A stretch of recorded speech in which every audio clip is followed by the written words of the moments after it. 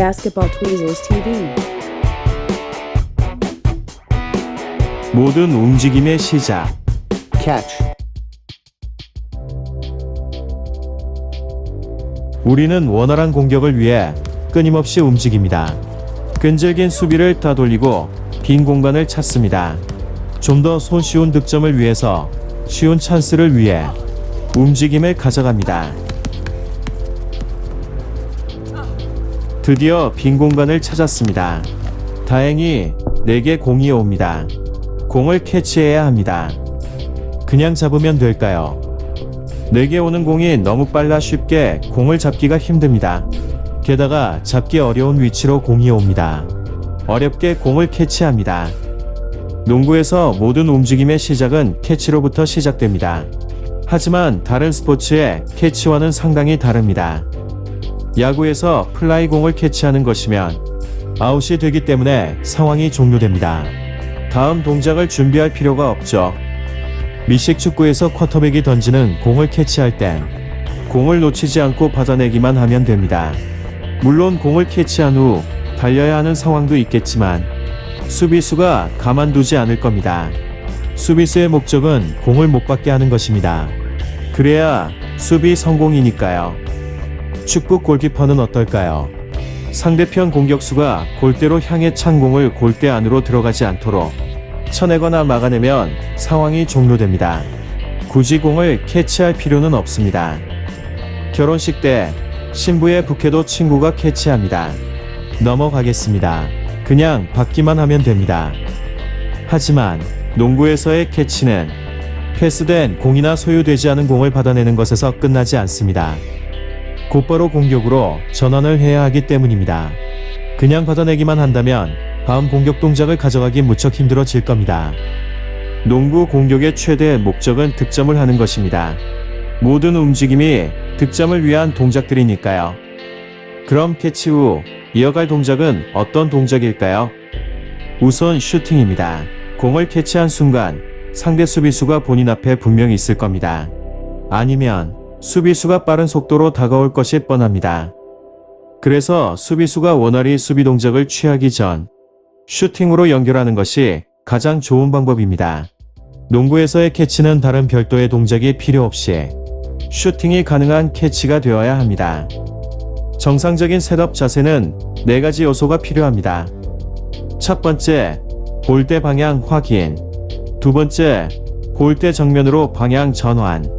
세 번째, 코트의 두발 착지. 네 번째, 공 캐치. 각각의 요소가 동시에 이루어지지 않는다면 가령 먼저 캐치 후 두발 착지, 그리고 골대 확인, 마지막으로 골대 방향으로 전환한다면 슈팅을 위해 필요한 시간은 적어도 3초 이상이 걸릴 겁니다.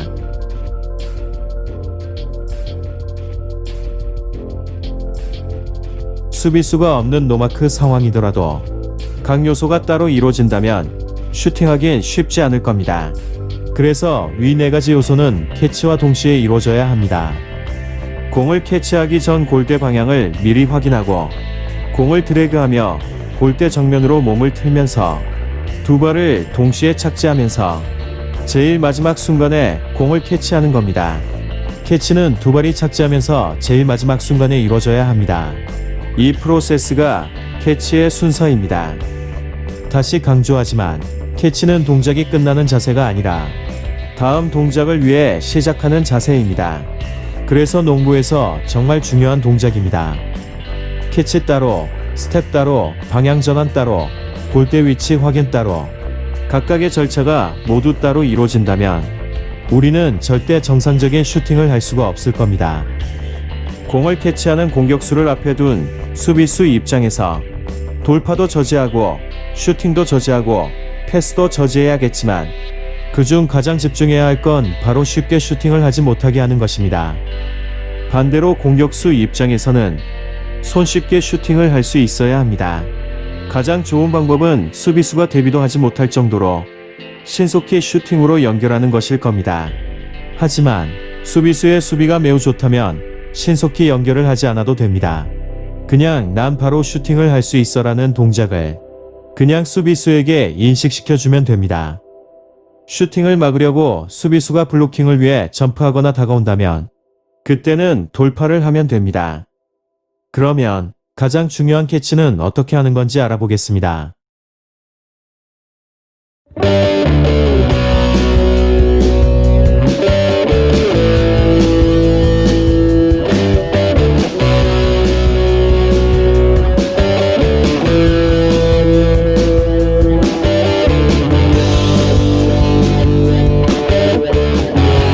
공을 잡을 때 가장 중요한 것은 오른손잡이의 경우 항상 오른손 움직임 라인을 유지하는 것입니다.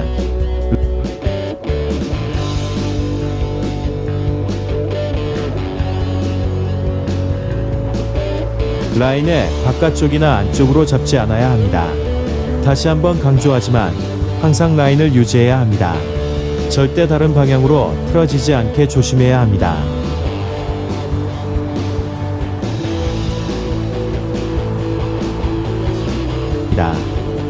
공을 들 때는 공을 손가락으로 잡는 것이 아닌 공이 떨어지지 않게 받쳐주는 것입니다. 손의 검지손가락과 중지손가락으로 공을 받쳐줍니다. 물론 수직 라인을 유지해준 상태에서 공을 받쳐줘야 합니다. 받쳐준 상태에서 검지와 중지는 항상 정면 방향을 향해야 합니다.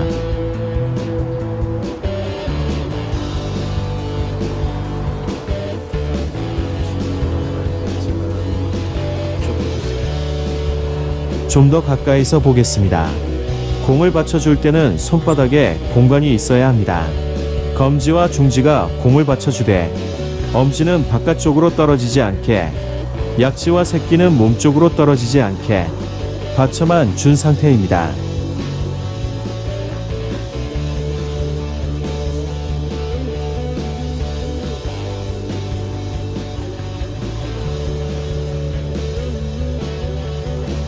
스탠스는 어깨 간격을 유지시켜 줍니다. 그 상태에서 공을 머리 위로 들어줍니다. 이 자세가 레이업 슛을 할 때 자세가 됩니다. 어깨 높이에서 머리 위쪽 높이로 자세가 자연스레 나와야 합니다.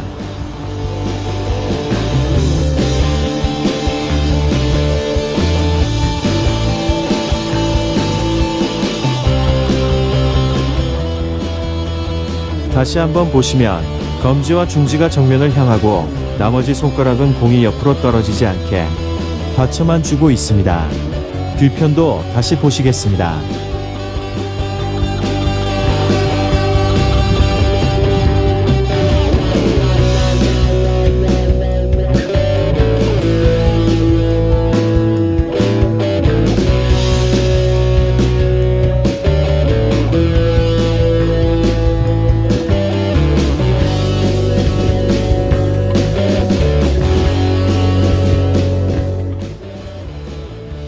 측면에서도 보겠습니다.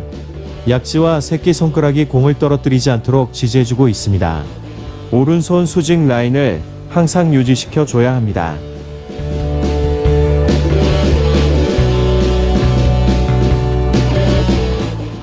왼손도 마찬가지입니다.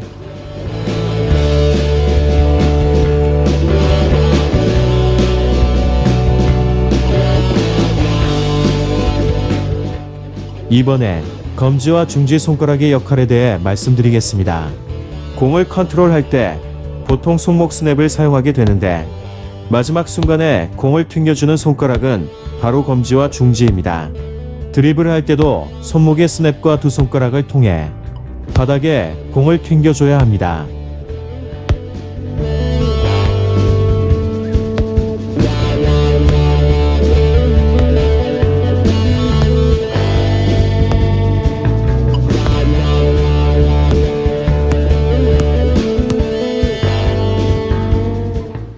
두 손가락을 이용하는 것은 레이업 슛도 마찬가지입니다. 마지막 순간에 손목 스냅과 두 손가락을 이용해 공을 들어 올리는 겁니다. 이렇게 두 손가락의 역할은 매우 중요합니다. 슈팅으로 연결할 때 동작은 아까 어깨 높이에서 머리 위 높이로 공을 들어준 상태에서 손목을 180도로 꺾어줍니다. 물론 오른손 라인을 유지시키는 것이 중요합니다.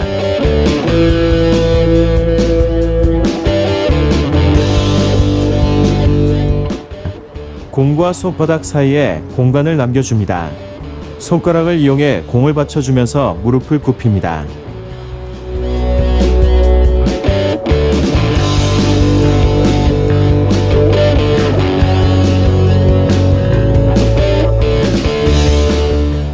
측면에서도 보겠습니다. 어깨 높이로 공을 받쳐준 상태에서 머리 위로 공을 올려주고 무릎을 굽힙니다. 이 동작이 슈팅 동작이 됩니다. 이 상태에서 왼손을 공에 댑니다. 공을 받친 오른손과 왼손의 각도는 거의 180도가 되어야 합니다. 그 상태에서 두 손을 이용해 수직으로 공을 내립니다. 이 동작이 슈팅 셋업 자세가 됩니다. 반대 측면도 보겠습니다.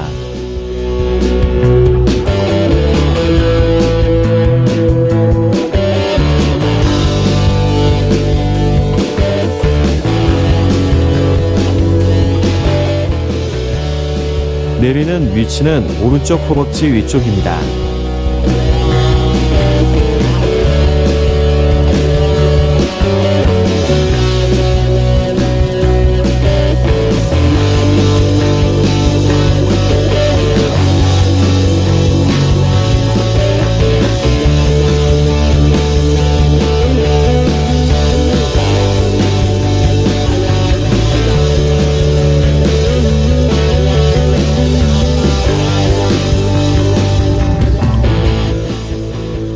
정면에서도 다시 보겠습니다.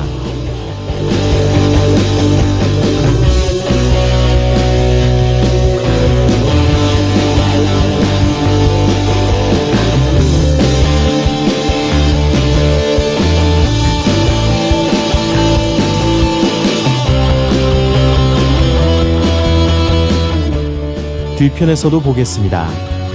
셋업 자세에서 수직으로 공을 들어 올리며 공을 놓는 높이까지 왼손이 받쳐주면서 릴리즈를 하면 슈팅이 되는 겁니다.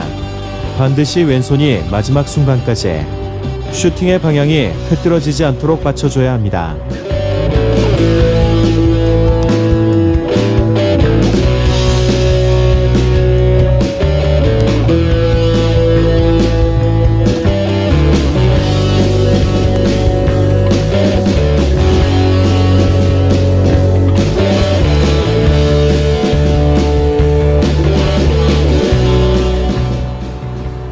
공이 없는 상태의 동작도 보겠습니다.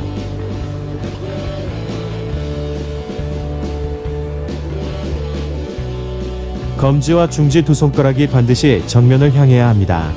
두 손가락이 정확히 정면을 향하고 있습니다. 셋업 자세의 공 위치는 오른쪽 허벅지 위편입니다.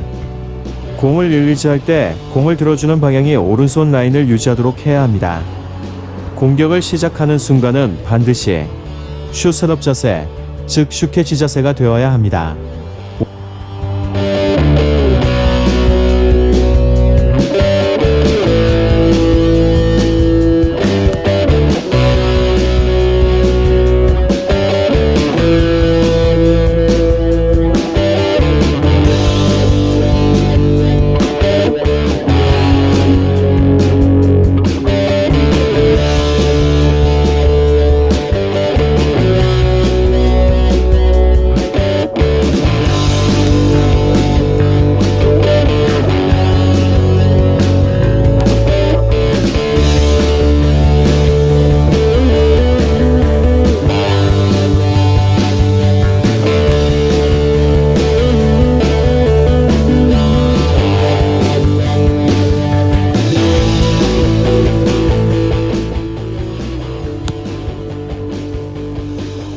오른손 드리블 시에는 그대로 캐치하면 되지만